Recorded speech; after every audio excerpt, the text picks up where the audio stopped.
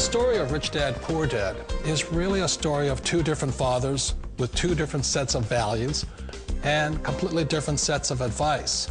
So I don't mean to insult anybody or, to damage your values, but really that was the difference.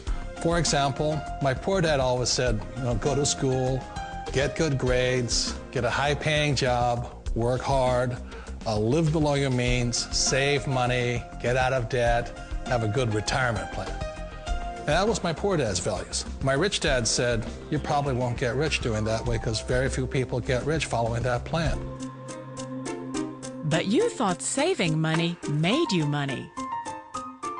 If you take a look at this 40-year run on the dollar is designed economically to lose money every single year. So why would you save something that loses money every year? And what this means for somebody on retirement plans is that after you retire, the value of your dollar goes down and your cost of living keeps going up. To my rich dad, that was bad advice and made no sense. Again, it was different values. This goes against everything you've heard. A very important diagram my rich dad showed me when I was a little boy was a diagram known as a cash flow quadrant. And the quadrant is made up of the 4 different people who make up the world of business. So my rich dad said, in the world of business, there's E's, and E's stand for employees. An employee, he says, you can always tell who they are by their core values. And what the employee, whether the president or the janitor of a company, will always say the same words. The words are, I'm looking for a safe, secure job with benefits. That's what makes them an employee, because their core values are security. The other one of the 4 is the S, or the small business owner or the self-employed. And again, their core values will cause them to use the same words, which are, if you want it done right, do it by yourself. S means they're also solo. They're generally one-person act, or they operate by themselves. On the right side of the quadrant are the B's. And what Rich Dad said the B stood for was big business, or like Bill Gates. Forbes defines big business as 500 employees or more.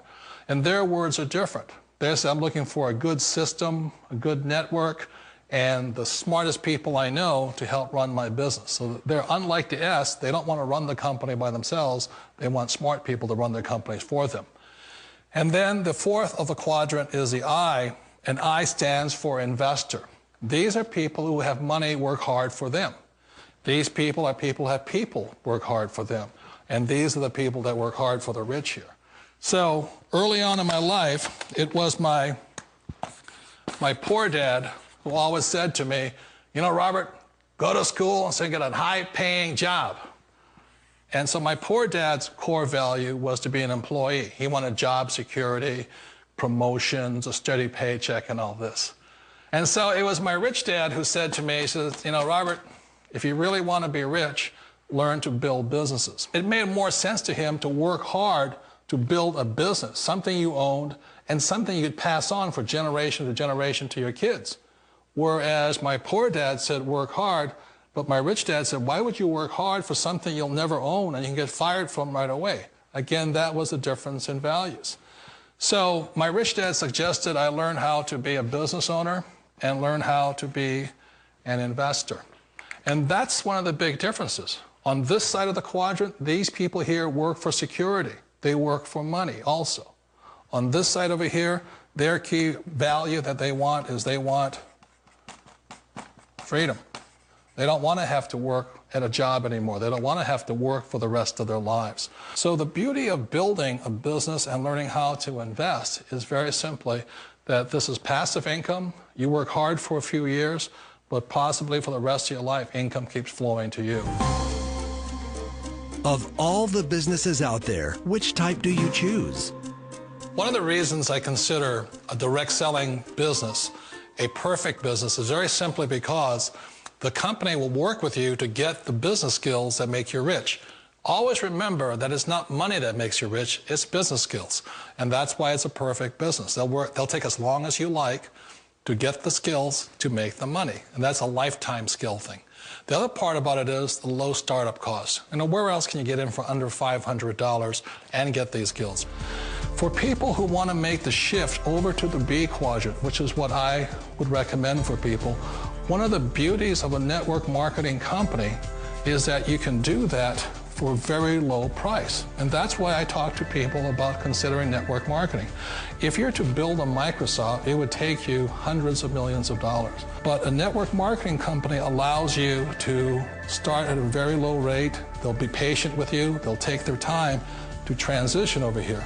And the reason why that time is so important to most people is it takes time to change those values. And the most important thing is once you take the time, let's say it takes 1 year, 2 years, 5 years, whatever time it takes, once you see the value or the core values of this side and this side, you're unstoppable. Today, I would never go back and get a job. Why should I?